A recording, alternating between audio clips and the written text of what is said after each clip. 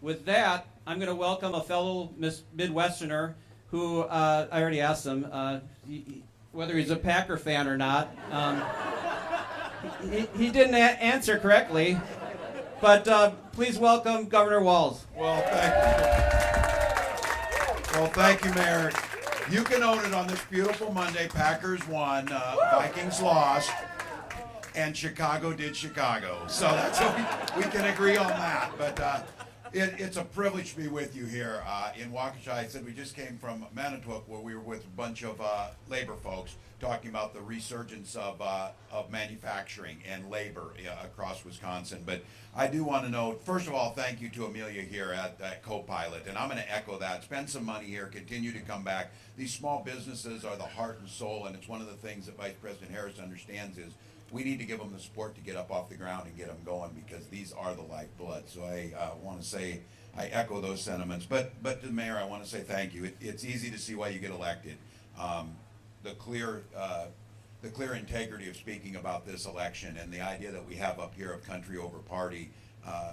Mayor Riley adds his names from Liz Cheney to Mark Milley to John Kelly to a whole bunch of folks across the spectrum that have said, look, we can have differences on policy, but the core values of the democracy are absolutely unwavering. And to stand here and say this is about the Constitution, it's about decency, it's about finding common ground to solve the problems that Americans are looking for us to solve, that takes political courage, and it's an understanding you don't get elected to office to try and get elected again. You get elected to office to do what's right by your people. So I want to say thank you to that. And it's grateful. And look, we saw it again last night. We're in the last 8 days, not that you're all counting, that we certainly are.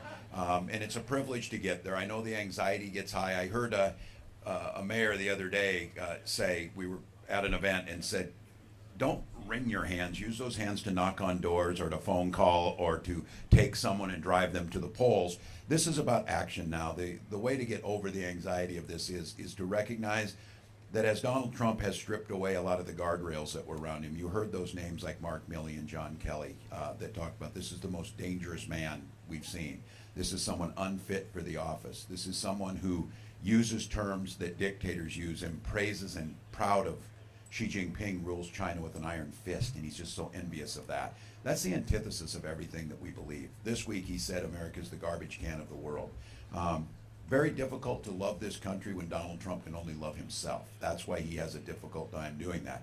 All of you come here, Mayor Riley, Dick Cheney, others, do it because they love the country and understand that these differences we can get to. So we've got an opportunity now. Their closing argument last night was clear to the rest of the world. It's about hate, it's about division, it's about dividing us. Kamala Harris is out here making the case, as I am with all of you, that this is a new way forward, an opportunity to be the president for all Americans. The idea to work for the middle class. Look, they're asking us to tackle issues like the cost of groceries, cost of prescription drugs. They're asking us to tackle some of those issues about bringing back manufacturing. They're being very clear that we need to put back up the firewall around women's reproductive rights. Those are things. And that we need to tackle things so that we're not sending our children to school worried they're going to be shot dead in that classroom. Those are things that matter. That's a to-do list. Donald Trump has an enemies list that just gets longer and longer every single day.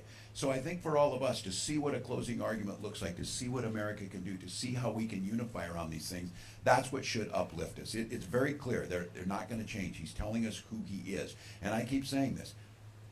Those people that are saying that were the people that he hand chose, who were the experts to be around him and know him best. And they're telling us, as Vice President said, they're dialing 911 to the American public. Don't let this guy get back in there again.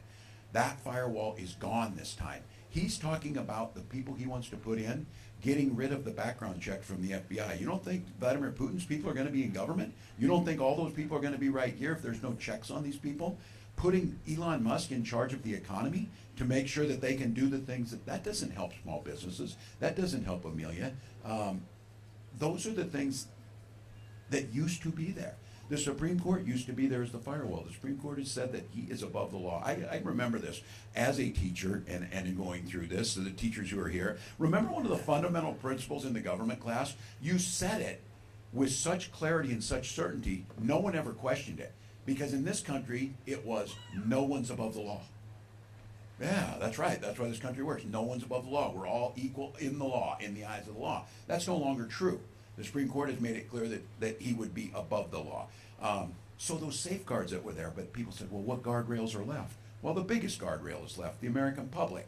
The ability to go cast your vote. The ability to not just vote against Donald Trump, which I'm just going to say will be pleasurable, but you're voting for something. You're voting for a leader who's been proven, someone who's been out there. And let's just be very clear, whether it being an attorney general in the largest state, whether it being a United States senator, whether it being vice president of the United States, Kamala Harris is ready to lead, and she's proven that. She's put out, and we've listed the things from manufacturing to lowering the cost of drugs to lowering the cost of everyday things by taking on price gouging and by making investments like tax credits for small businesses so they can get off the ground, making those 10 times higher. Those are the things that are not a concept of a plan, that's a real plan, and it's on paper. Their real plan's on paper too. Project 2025, making it very clear what they're going to do. These guys have a plan, and it is fundamentally different than what the mayor is talking about. Fundamentally different. That all of us here who are old enough, and I see it everywhere, the Republican Party has contributed much to this country. They've stood there in the breach. They've been there on issues that made a difference. It was Richard Nixon that said, we can grow this country and produce, and at the same time, pass the Clean Air and the Clean Water Act to make sure we're protecting our... People forget this. Ronald Reagan stood in the breach as communism was spreading, said, Mr. Gorbachev, tear down that wall. This is not who Donald Trump is. That is not that Republican Party. This Republican Party is interested in your business, and I continue to say it is. I know Wisconsin says it just like Minnesota. If you mind your own damn business, things get along a lot better. And these things about your personal health care, the books you read, the things that you're doing. So you've got an incredible choice here. This thing's going to be close. It's going to be a few votes per precinct, but the energy's out there. I would talk to the guys in here thinking about the women that you love in your lives. This election is literally about their lives and their access to get the care, traveling with people who know that. So I know you know that. I'm just going to end with and stress this. You got early voting. You need to get out to vote. We need to get everybody to the polls. We need to see massive turnout. But I'll tell you, if in these moments of anxiety, action matters. But I also think you can see the example of Mayor Riley. There are folks across this country that are standing up. It may not be politically easy. It may go against where they're at, but they simply stood up and said, look, this is not that hard for me to stand with the Constitution, stand with the rule of law.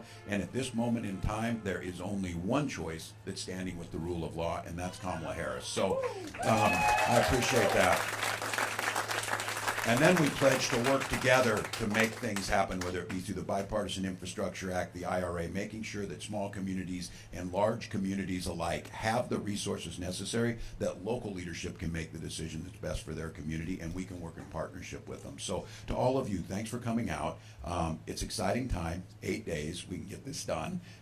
I've been saying we'll sleep when we're dead, and I'm living that mantra to them. So I'm truly living it. So someone told me, you know, we have like less than 200 hours left. You can just write it out and some this. So, but we're going to take the message to all parts of the country. And again, it is a privilege to be in this position.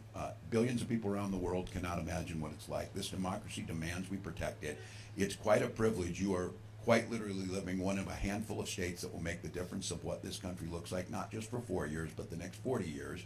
And you're living in a part of the state that will make that difference to be able to send those few more votes there. So, Mayor, thank you for having me. To the folks here, thank you for being out there. Imagine how great it's going to feel in 9 days we get to say Madam President. So thank you all. Thanks, Mark. You've been great.